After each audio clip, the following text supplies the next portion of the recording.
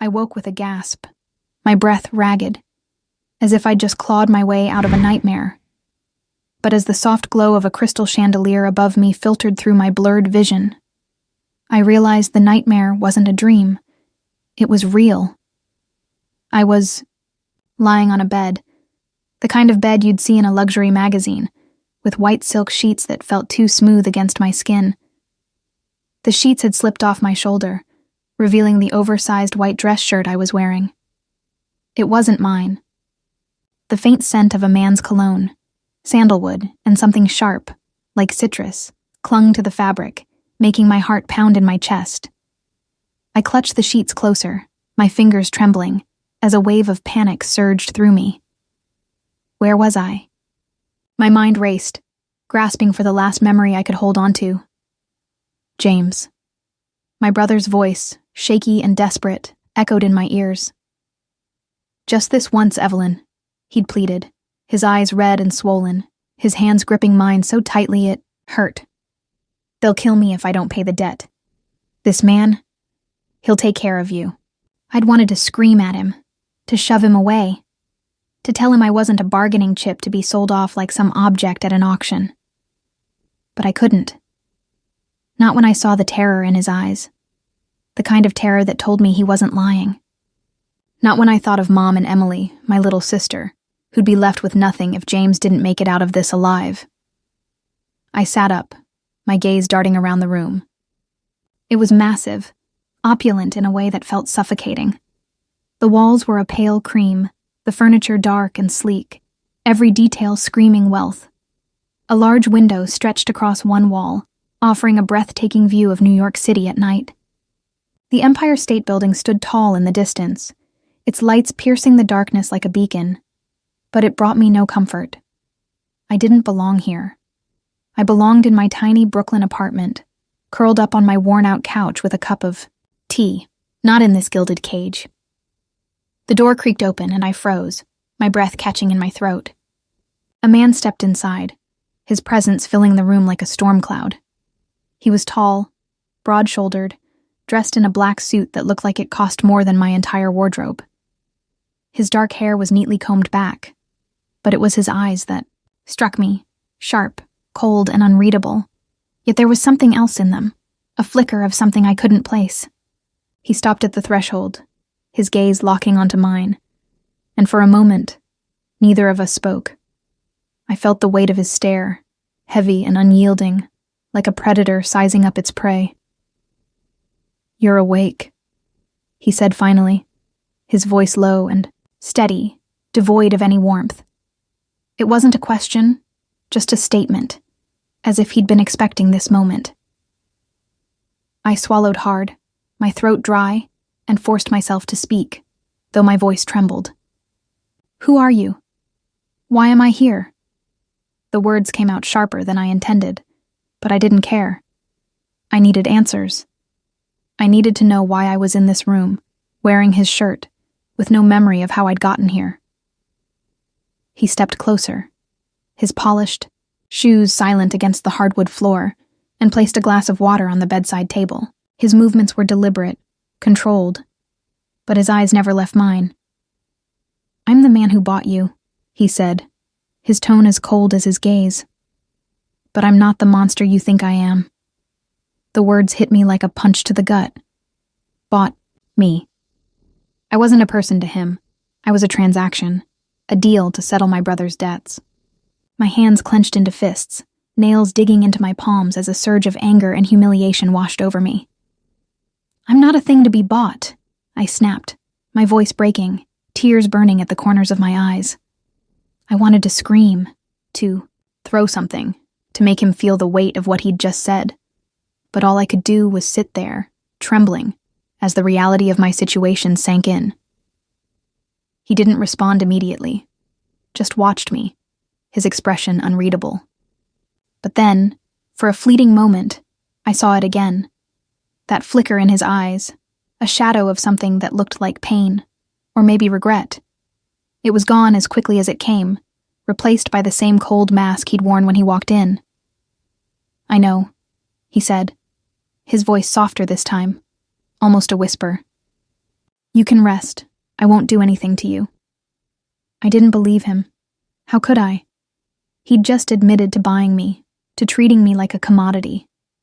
I turned my face away, blinking back the tears that threatened to spill over, my chest, tight with a mix of fear and rage. I heard his footsteps as he walked away, the door closing softly behind him.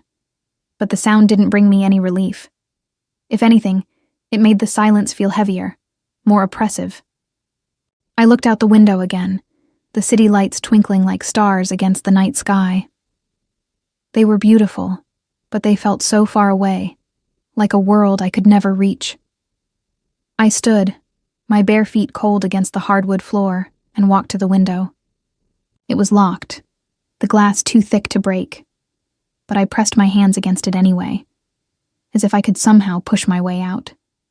I needed to escape, to get back to Mom and Emily, to the life I'd known before James had shattered it with his betrayal. The door opened again, and I spun around, my heart leaping into my throat. Damien was back, his expression darker now, more intense.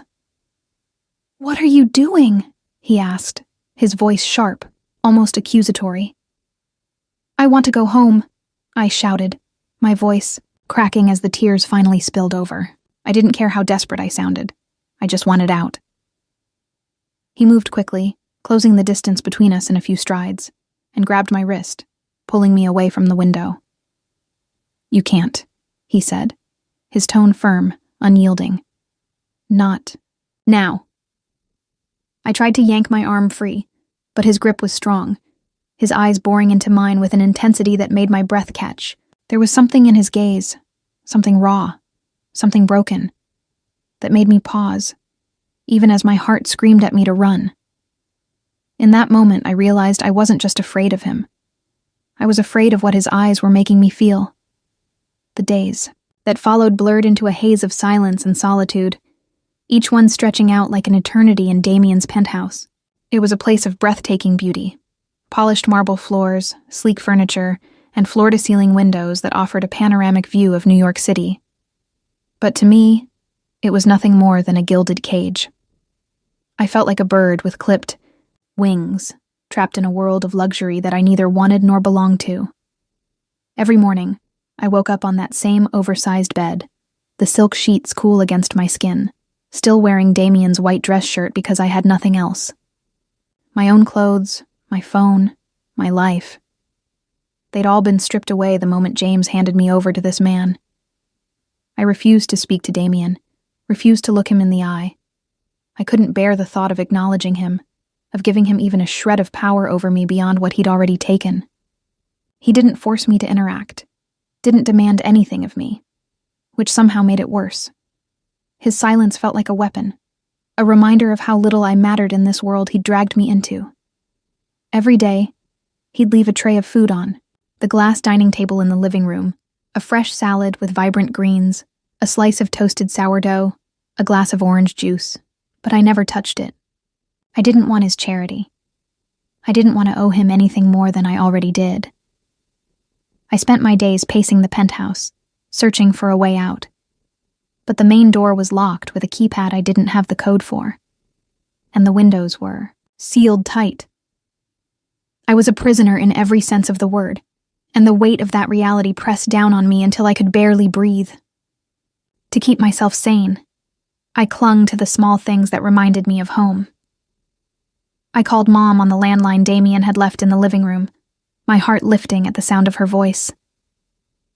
Emily got accepted into that art school she applied for, Mom said, her tone a mix of pride and exhaustion. "She's so excited, Evelyn. She can't stop talking about it." I smiled, picturing my little sister's bright eyes and the way she'd always doodle on every scrap of paper she could find. "That's amazing, Mom," I said, my voice cracking slightly. "Tell her I'm proud of her." But as I hung up, the smile faded, replaced by a hollow ache in my chest. I was happy for Emily, but I couldn't shake the bitterness that gnawed at me. I'd given up everything, my dreams, my freedom, to save James, to keep our family from falling apart.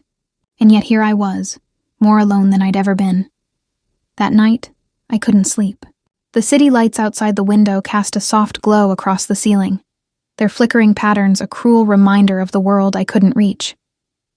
I wrapped the old sweater I'd found in a drawer, my father's, one of the few things James hadn't taken from me, around my shoulders and slipped out of the bedroom. The penthouse was eerily quiet, the only sound the faint ticking of a wall clock in the hallway. I wandered into the living room, intending to grab a glass of water, when I heard his voice, low, tense, and laced with a raw edge I hadn't heard before. I told you, I won't let what happened to Clara happen again. Never. Damien's words came from the direction of the study, sharp and clipped, as if he were speaking through gritted teeth. I froze, my heart pounding, and pressed myself against the wall, straining to hear more. Clara. The name sent a shiver down my spine, though I didn't know why. Who was she? And why did Damien sound so broken when he said her name? I waited, holding my breath, but he didn't say anything else. The silence that followed was heavier than before, filled with questions I didn't have the courage to ask. I crept back to my room, my mind racing. Clara. The name echoed in my thoughts, a puzzle piece I couldn't fit into the fragmented picture of Damien's life. I wanted to know more, but I didn't dare confront him. Not yet. Instead, I tried to do something small, something that might break through the wall of silence between us. The next morning, I brewed a pot of coffee, the rich aroma filling the kitchen, and poured a cup for Damien. I left it on the dining table with a note that simply read, "For you." It was a gesture, a tiny olive branch, though I wasn't sure why I bothered. When I woke up the next day, the cup was still there, untouched, the coffee cold and the note unopened. A sharp pang of rejection stabbed at my chest, and I felt a fool for even trying. I wasn't a guest here, wasn't a partner or a friend. I was a transaction, a means to an end. Damien didn't care about me, didn't see me as anything more than a debt paid. The realization made me feel invisible, insignificant, like a ghost haunting this pristine penthouse. I sank onto the couch, pulling Dad's sweater tighter around me, and stared out at the city skyline. The Empire State Building glowed in the distance, a symbol of dreams and possibilities. But to me, it was a cruel taunt.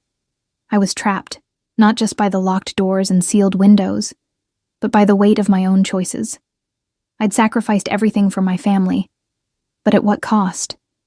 And who was this man who'd bought me, who carried a name like Clara in his voice with such pain? I didn't know. But I couldn't shake the feeling that if I wanted to survive this, I'd have to find out, no matter how much it scared me. The penthouse had become my prison, but Damien decided it was time for me to step out into his world. A world of glittering lights, sharp smiles, and whispered judgments. He announced it one morning, his voice as cold and detached as ever. "There's an event tonight. You'll come with me."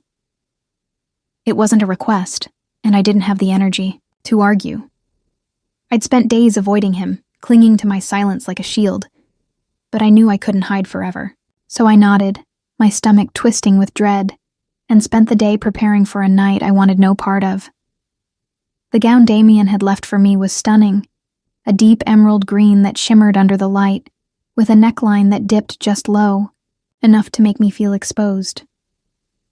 I slipped it on, my fingers trembling as I adjusted the fabric, and looked at myself in the mirror. The woman staring back at me was a stranger, a polished doll dressed up for someone else's game. I missed my old jeans, my faded sweaters, the comfort of being invisible, but there was no going back now. The event was held in a grand ballroom in Manhattan, the kind of place where chandeliers sparkled like stars and champagne flowed like water. I clung to Damien's arm as we entered, his presence a cold anchor in a sea of unfamiliar faces.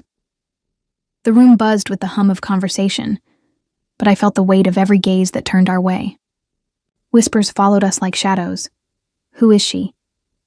The girl he bought to pay off a debt? A nobody in a borrowed dress.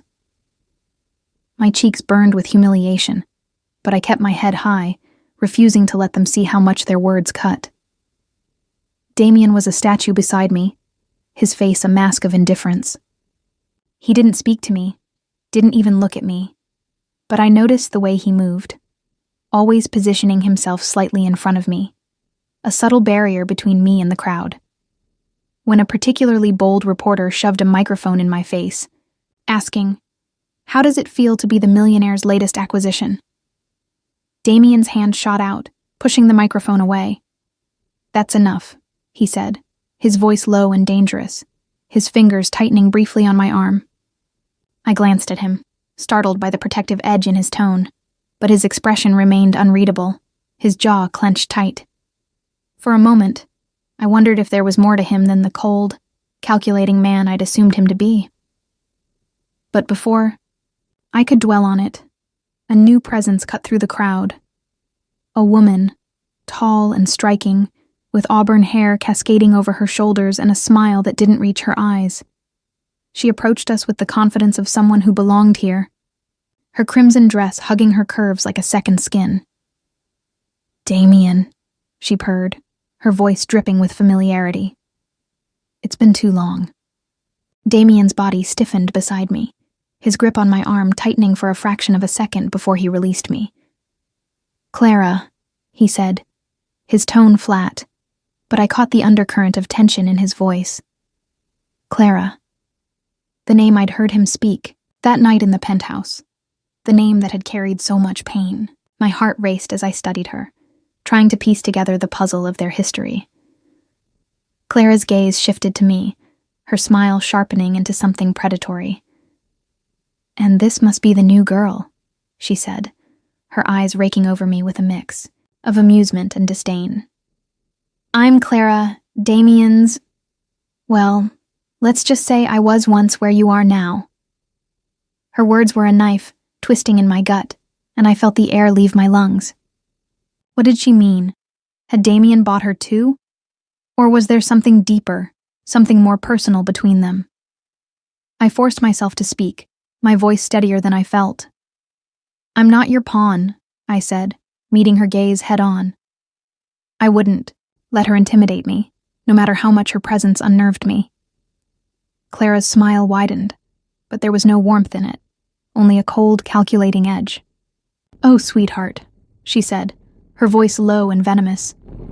"You have no idea who you're dealing with." She turned back to Damien, her tone shifting to something softer, more intimate. "You can't keep running from the past, Damien," she said, her hand brushing his arm in a way that made my stomach churn. "You owe me more than you'll ever admit." Damien didn't respond, but I saw the muscle in his jaw tick, his eyes darkening with something I couldn't name. Anger. Guilt, maybe both. Clara leaned in, her voice dropping to a whisper meant only for me. "Damien doesn't love anyone," she said, her breath warm against my ear. "Don't fool yourself into thinking you're different." Then she pulled back, her smile as sharp as a blade, and walked away, her heels clicking against the marble. Floor like a countdown to something I couldn't yet see. I stood there, my heart pounding, my mind a whirlwind of questions. Who was Clara to Damien? Why did she hate him so much? And why did she seem to hate me even more? I glanced at Damien, searching for answers in his expression, but he was already turning away, his face a mask of stone. "Let's go," he said, his voice clipped, and I followed him, my thoughts spiraling. As we stepped out into the cool night air, the city lights glittering around us, I realized something chilling. Clara wasn't just a ghost from Damien's past. She was a threat, one that wanted to destroy not just him, but me too. And if I was going to survive this world I'd been thrown into, I needed to understand her, and the man who'd brought me here, before it was too late. The city lights blurred past us as Damien and I walked down a quiet street. The cool night air a sharp contrast to the suffocating atmosphere of the gala we'd just left. I'd insisted on walking instead of taking the car, needing the space to breathe, to think, to process the venom in Clara's words. Damien doesn't love anyone. Don't fool yourself into thinking you're different. Her voice echoed. In my mind, each syllable a dagger that twisted deeper with every step.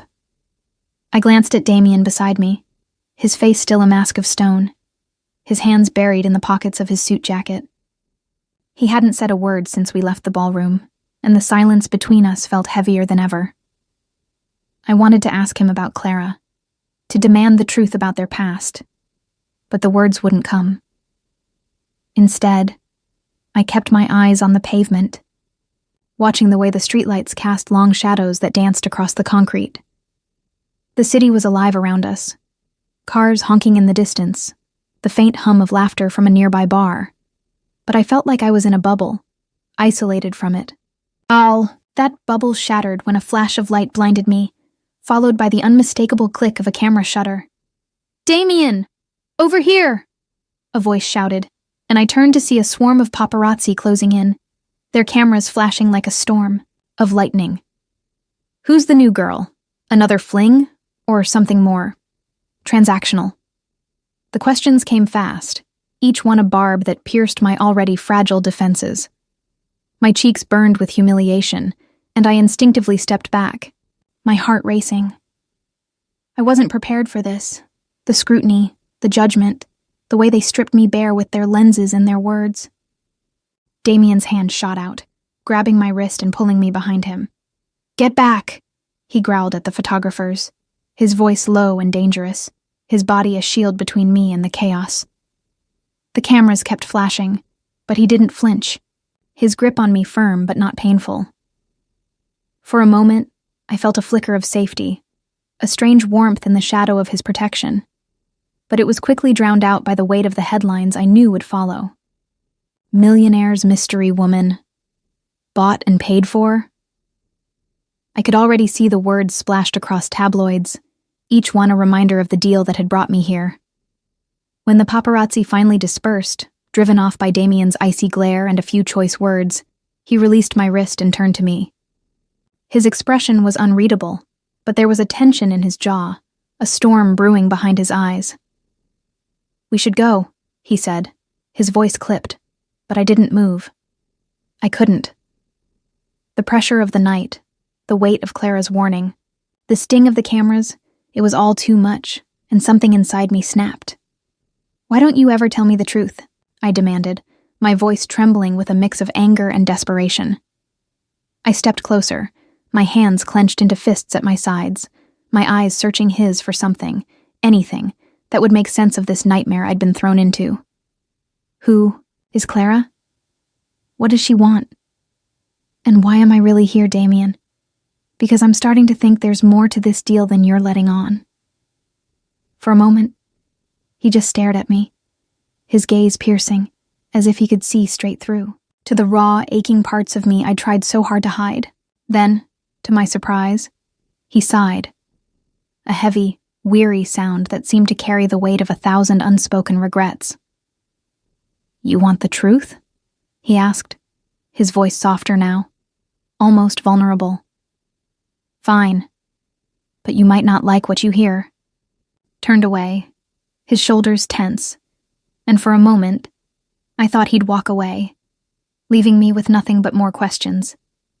But then he spoke, his words low and measured, each one a revelation that hit me like a tidal wave. "I have a son," he said, his voice barely above a whisper. "Ethan. He's 8 years old. I've never claimed him, never been a father to him because I thought it would ruin everything I'd built." I stood there, frozen, my mind struggling to process what he'd just said. A son. Damien had a child he'd kept hidden, a child he'd abandoned for the sake of his empire. The weight of his confession settled over me, heavy and suffocating, and I felt a surge of emotions I couldn't untangle. Shock, anger, and something else, something softer, like pity. "Clara," he continued, his voice breaking slightly. "She's his mother. She left me when she was pregnant and I let her go. I chose my career over them, over her, over him. It's the biggest regret of my life." I stared at him, my heart pounding as the pieces began to fall into place. Clara's bitterness, her venom, it wasn't just about Damien abandoning her. It was about their son, about the life he'd denied them both. And now I was caught in the middle of their fractured history, a pawn in a game I hadn't even known. I was playing. "Why didn't you tell me?"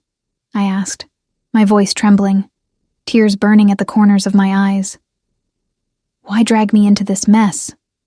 Damien turned back to me, his eyes raw with a pain I hadn't seen before, a vulnerability that made him seem almost human. "Because I didn't want you to get hurt by my past," he said, his voice rough with emotion. He stepped closer, his hand reaching out as if to touch me, but he stopped himself, his fingers curling into a fist. "I thought I could keep you separate from it, but I was wrong." I took a step back, my mind reeling, my heart torn between the anger I felt at being used and the empathy I couldn't help but feel for the man standing before me. "I don't know if I can stay here," I whispered, my voice breaking, and for the first time, I saw something like fear flash across Damien's face. Under the streetlights, with the city humming around us, I realized that the truth had changed everything, and I wasn't sure if I was strong enough to face what came next. Damien's confession about Ethan lingered in the air like a storm cloud, heavy and charged with the promise of chaos. I couldn't shake the image of a little boy out there, a child Damien had turned his back on, a child who shared his blood, but not his life. The revelation had cracked the icy wall I'd built around myself, but it also deepened the chasm between us. I didn't know how to feel. Angry at Damien for his choices, heartbroken for Ethan, or terrified of what Clara's role in all this meant for me. I'd thought I could stay on the sidelines, a reluctant participant in this twisted game. But Clara's return made it clear that I was already in too deep. She came back into our lives like a hurricane, her presence as commanding as it had been at the gala. I was in the penthouse's living room, staring out at the city skyline, when the doorbell rang, a sharp, insistent sound that made my stomach twist. Damien was in his study, but I heard his footsteps as he emerged, his expression darkening as he opened the door. Clara stood there, her auburn hair pulled back in a sleek ponytail, her crimson lips curled into a smile that sent a chill down my spine.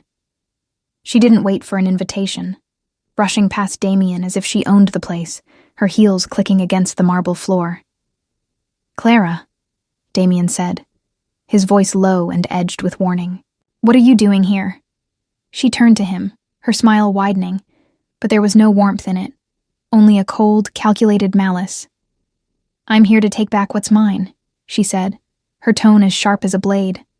Her gaze flicked to me, and I felt the weight of her scrutiny, like a predator sizing up its prey. "And I see your little pet is still here. How quaint." I bristled at her words, my hands clenching into fists at my sides. I wasn't a pet, and I wasn't going to let her treat me like one.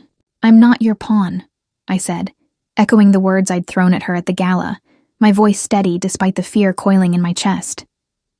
"Whatever you want, it's between you and Damien. Leave me out of it." Clara laughed, a sound that was both beautiful and terrifying, like the tinkling of broken glass. "Oh, Evelyn," she said, her voice dripping with mock sympathy. "You really think you can stay out of this? You're in the middle of it, whether you like it or not." She stepped closer, her eyes narrowing as she leaned in, her voice dropping to a whisper. "You think you're just a debt to be paid, but you're so much more. You're the perfect way to hurt him." My heart pounded, but I held her gaze, refusing to back down. "I won't let you destroy this family," I said, the words spilling out before I could stop them. I didn't even know why I said it. Damien and I weren't a family, not really. But the thought of Clara using me to hurt him, to hurt Ethan, ignited a fire in me I hadn't known I possessed. Clara's smile faltered for a moment, but then she straightened, her expression hardening. "You think you can stop me?" she asked, her voice cold and cutting. You have no idea what I'm capable of." She turned to Damien, her tone shifting to something more businesslike. "I've already spoken to your board, Damien. They're not happy about the rumors. Your little deal with her brother, the mystery woman in your life.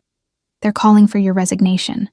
And if that doesn't work, I'll make sure the world knows about Ethan.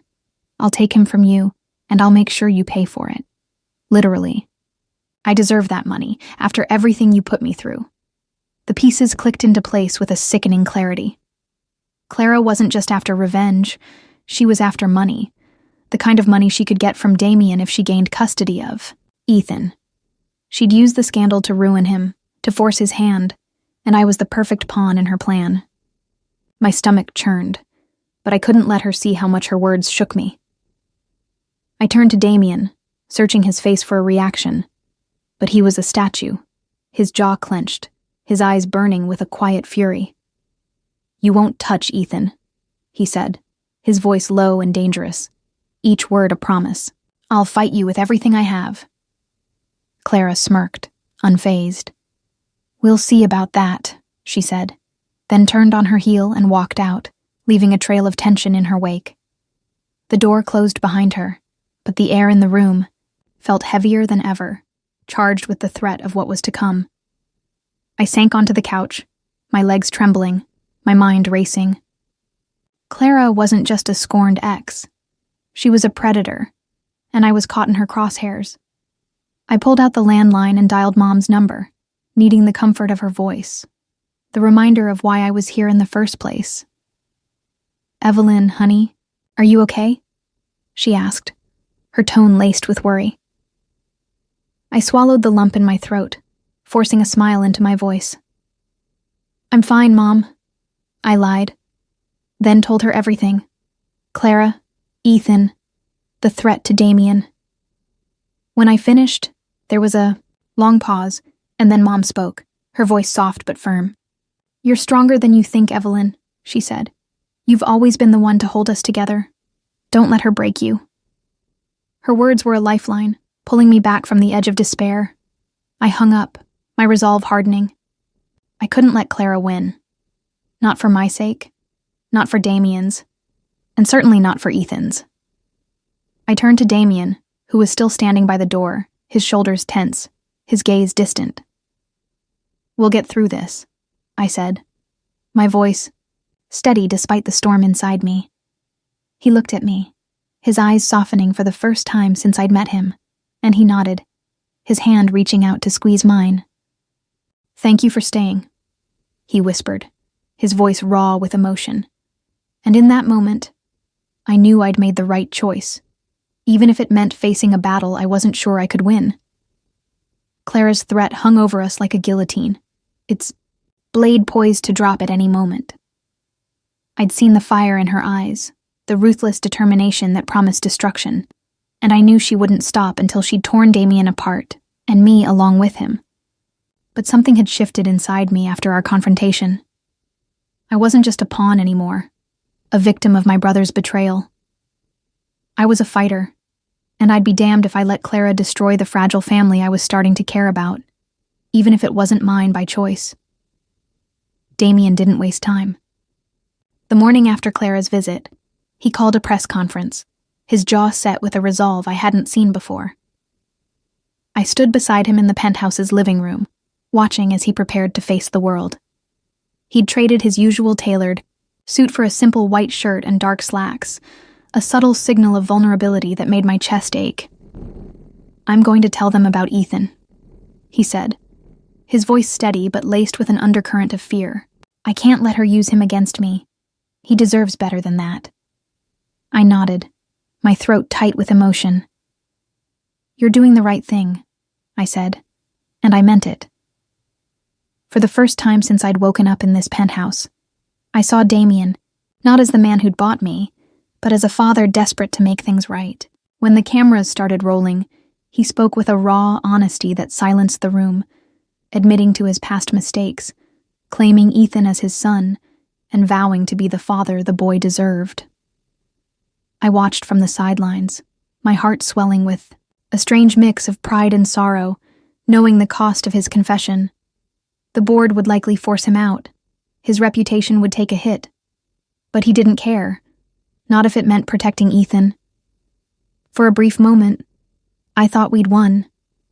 The press conference ended, and Damien turned to me, his eyes softer than I'd ever seen them.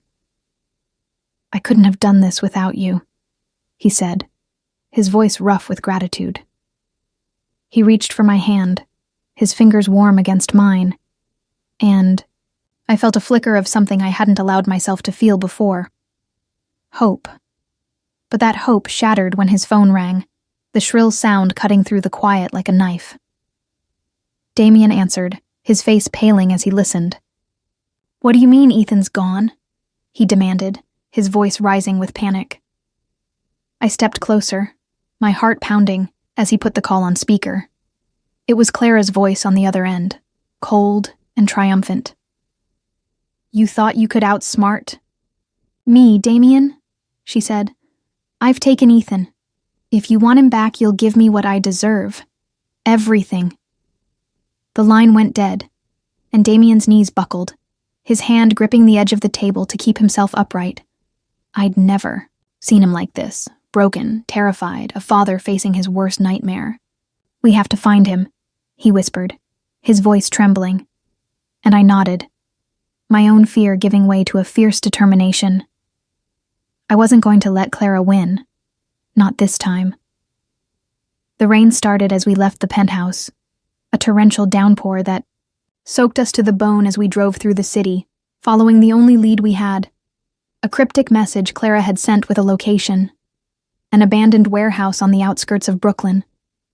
The streets were slick with water, the streetlights casting eerie reflections on the pavement, but I barely noticed. My mind was on Ethan, on the little boy I'd never met, but already felt a fierce need to protect. Damien drove in silence, his knuckles white on the steering wheel, his jaw clenched so tight I thought it might break. When we reached the warehouse, it loomed before us like a ghost, its rusted walls and broken windows a stark contrast to the glittering world we'd left behind. We moved quickly, the rain masking the sound of our footsteps as we slipped inside. The air was damp and heavy, the darkness broken only by the faint glow of a flickering bulb in the corner. And there, tied to a chair, was Ethan, a small trembling boy with Damien's dark hair and wide, terrified eyes. "Ethan!" Damien's voice cracked as he rushed forward, dropping to his knees in front of his son. He worked frantically to untie the ropes, his hands shaking, and I knelt beside him, my heart breaking at the sight of the boy's tear-streaked face. "It's okay, buddy," Damien whispered, his voice thick with emotion. "I'm here. I'm so sorry.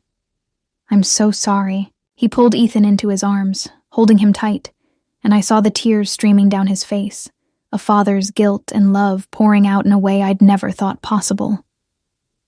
I reached out, my hand trembling as I wiped the tears from Ethan's cheek. "You're safe now," I said softly, my voice steady despite the storm inside me. Ethan looked at me, his eyes searching mine, and then he whispered, his voice so small it nearly broke me. "Will you be my mom?" The question hit me like a tidal wave, and I felt my own tears spill over, hot against my cheeks. I nodded, unable to speak, and pulled him into a hug, feeling his small arms wrap around me. In that moment, I knew I'd do anything for this boy, for this family I'd never expected to have. Damien's hand found mine, his fingers intertwining with mine, and I looked at him, seeing the gratitude, the relief, the love in his eyes.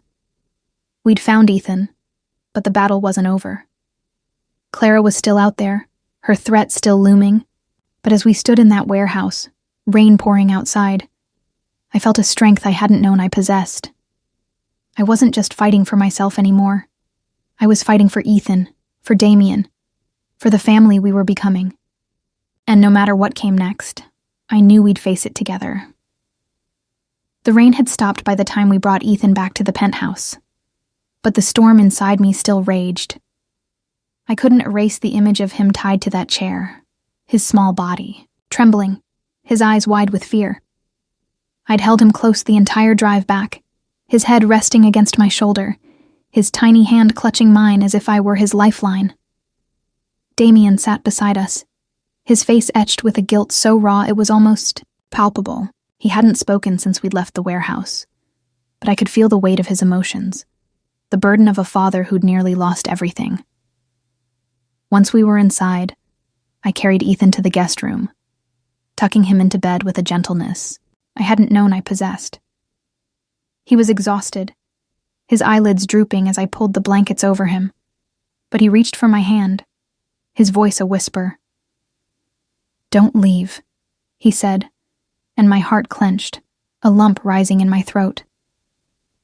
"I won't," I promised, brushing a strand of dark hair from his forehead. I sat there until his breathing evened out, the soft rhythm of his sleep a balm to my frayed nerves. When I finally stepped out of the room, I found Damien in the living room, staring out at the city skyline, his shoulders slumped. He looked like a man who'd been through a war, and in a way, he had.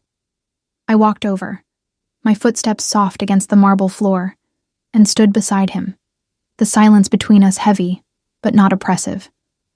"He's asleep," I said quietly, and Damien nodded, his gaze still fixed on the lights of the Empire State Building in the distance. "I failed him," he said, his voice barely above a whisper, thick with self-loathing. "I failed Clara. I failed Ethan, and I dragged you into this mess. I don't deserve any of this, your help, your kindness, any of it." He turned to me then, his eyes glistening with unshed tears, and I saw the depth of his pain, the years of regret that had carved lines into his face. I reached out, my hand resting on his arm, the warmth of his skin grounding me. "You made mistakes," I said, my voice steady despite the ache in my chest. "But you're here now. You fought for him, Damien. That matters." He looked at me, his expression a mix of disbelief and gratitude. And for the first time, I saw the man beneath the cold exterior, a man who wanted to be better, who wanted to heal. The next morning, Damien made a decision that shocked me. He called his board of directors and resigned as CEO, his voice calm but resolute as he spoke over the phone. "I need to be with my son," he said, and I felt a swell of pride for him, for the father he was choosing to become. When he hung up, he turned to me, a small, tentative smile on his lips. "I want to start over," he said, "for Ethan, for us." I didn't know what us meant, not yet, but I knew I wanted to be part of this new beginning. I called Mom and Emily, asking them to come to the penthouse.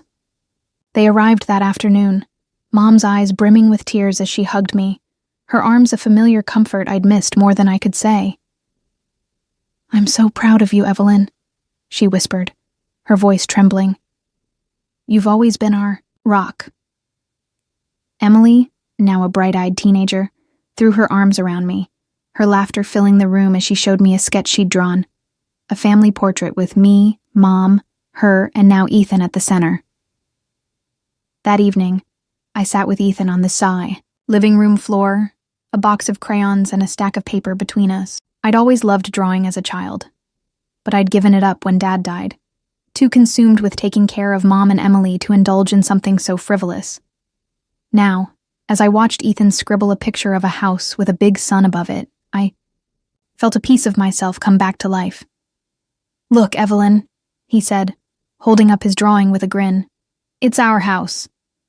I smiled, my heart swelling, and added a little stick figure of myself to the picture, standing beside him. Later that night, I found Damien in Ethan's room, sitting on the edge of the bed, a children's book in his hands. He was reading to Ethan, his voice soft and steady, the words of the Velveteen Rabbit filling the room with a quiet magic. Ethan was already half asleep, his head resting on Damien's arm, and I stood in the doorway, watching them, a warmth spreading through me that I hadn't felt in years. This was what family looked like, not the cold transactions of the world I'd been thrown into, but these small, tender moments that stitched us together. When Ethan was fully asleep, Damien closed the book and stood, his eyes meeting mine. He walked over, his expression a mix of vulnerability and determination, and then, to my surprise, he dropped to one knee in front of me. "I don't deserve you, Evelyn," he said, his voice rough with emotion. "I've made so many mistakes, hurt so many people, but you've shown me what it means to fight for something real. I want to start over, to be the man you and Ethan deserve. Will you let me try?" Tears welled in my eyes, and I nodded, my voice catching as I whispered, "Yes." He stood, pulling me into his arms, and I let myself melt into his embrace, feeling the weight of the past weeks lift, if only for a moment. We weren't perfect, and the road ahead would be hard. Clara was still out there, her threat still looming, but in that moment, I knew we'd face it together. I'd found a family in the most unexpected place, and for the first time since I'd woken up in this penthouse, I felt like I was exactly where I was meant to be. The city lights stretched out before us like a sea of stars, their glow a quiet promise against the darkness of the night. I stood beside Damien at the penthouse window, the same window I'd once pressed my hands against in a desperate bid to escape. Now, as I looked out at the Empire State Building, its spire piercing the sky with a defiant brilliance, I felt something entirely different, a sense of belonging, of peace, that I'd never thought possible in this place. Ethan slept in Damien's arms, his small body curled against his father's chest, his breathing soft and steady.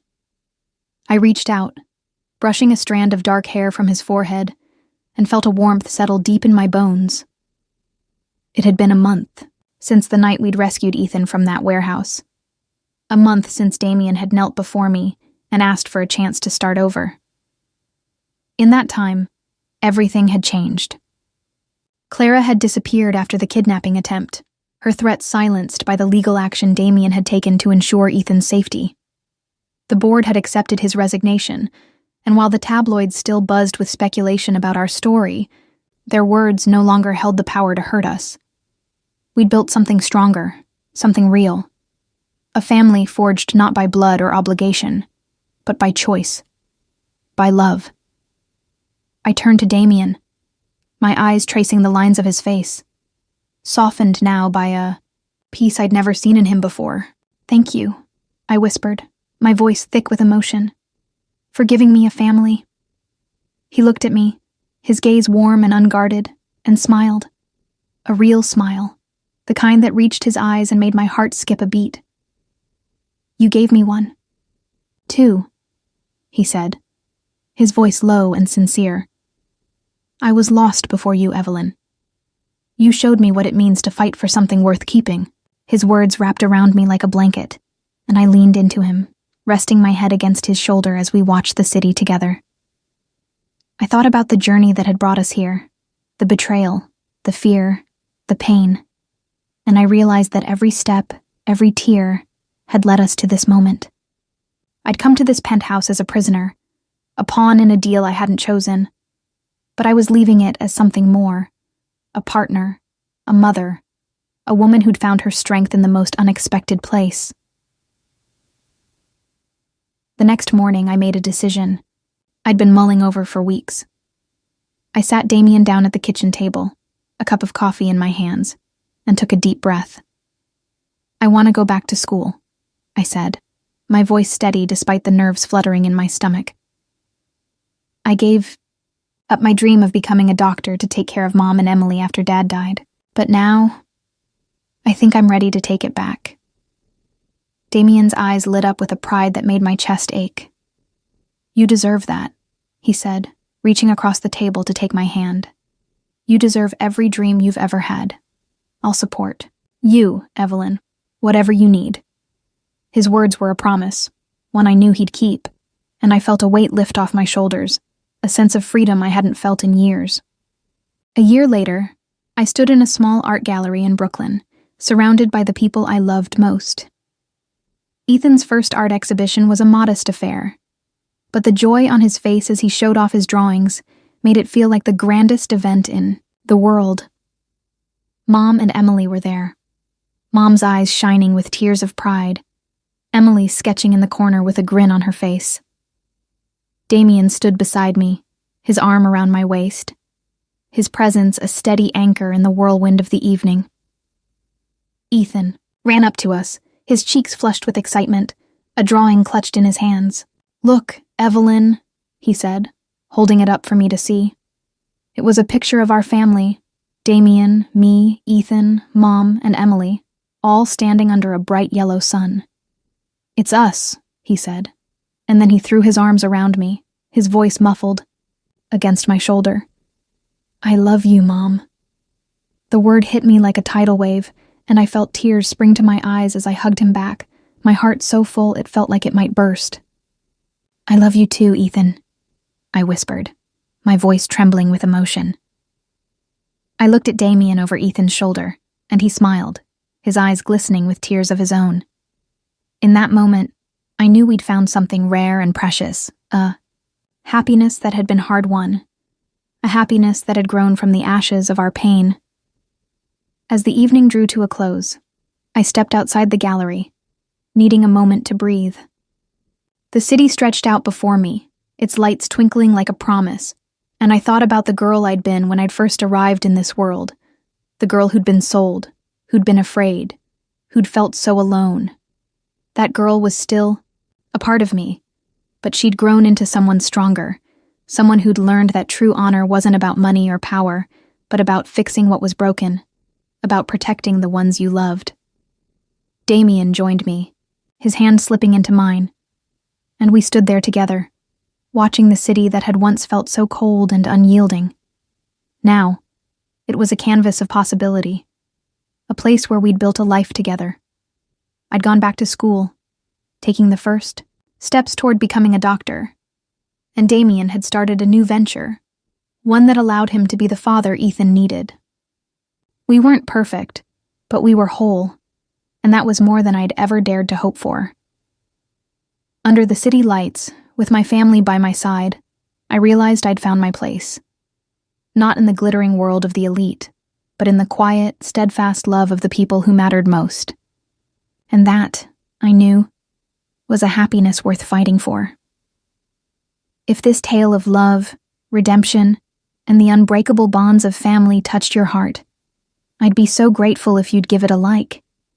It means the world to me to know you've connected with this journey, and if you want to join me for more stories that explore the depths of the human spirit, don't forget to subscribe to the channel. Let's keep sharing these moments of inspiration together. Thank you for being here.